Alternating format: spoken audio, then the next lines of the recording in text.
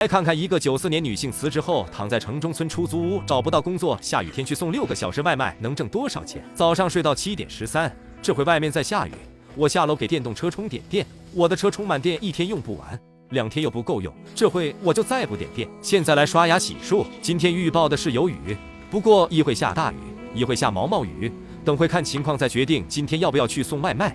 我上线看了一下，今天单价挺高，很让人心动。房子里还有最后一个劲糕，我把它吃了，就是今天的早饭，甜甜糯糯的，很好吃。这会儿雨下小了，我吃完准备出门，买的雨衣今天派上用场了，我穿上就不怕被雨淋到了。再戴上头盔，包裹得很严实，给自己说声加油，出门去挣钱。电也充好了，这会雨不大不小，雨衣穿上还可以。前面有个盐盐水，不会溅到眼睛里。上线接了2单，这家又爆单了，2单货在同一家。您的骑手开始送餐，请注意查收。雨天的第1单送到，又在刚才那家抢了3单，我去拿上货。谢谢二叔，你慢点吃，再见。保安叔叔特别好，给我指路。还没好，坐着休息一下。无意间看见这个小哥在这家抢了7单，太厉害了。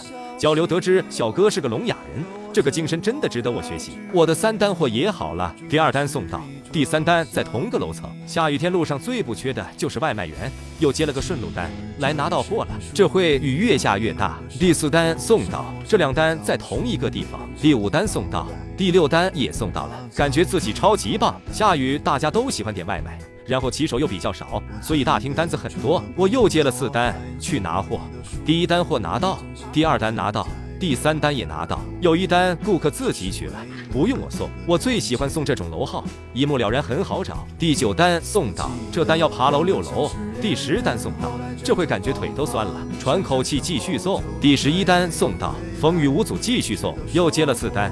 第1单拿到，第2单货拿到，我来上个厕所。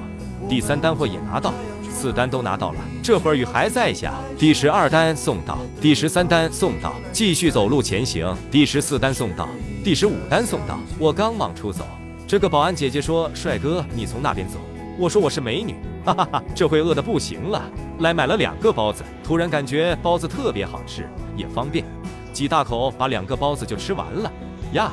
今天忘了带水，继续出发接单。你好，外卖。拿到第1单货。第2单货拿到了，这个特别近，先给顾客送到，又来拿1单。第17单送到，第18单也送到。这会儿不下雨了，我把雨衣脱掉，衣服没湿，就是有点潮，太阳也出来了。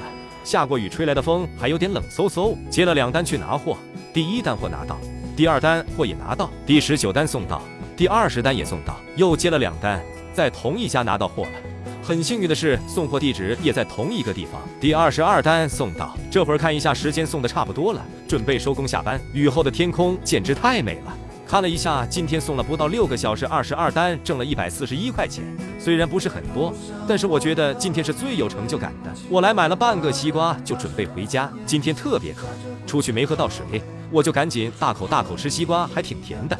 其实我觉得下雨天送外卖比大太阳好一点。美中不足的就是鞋子湿透了。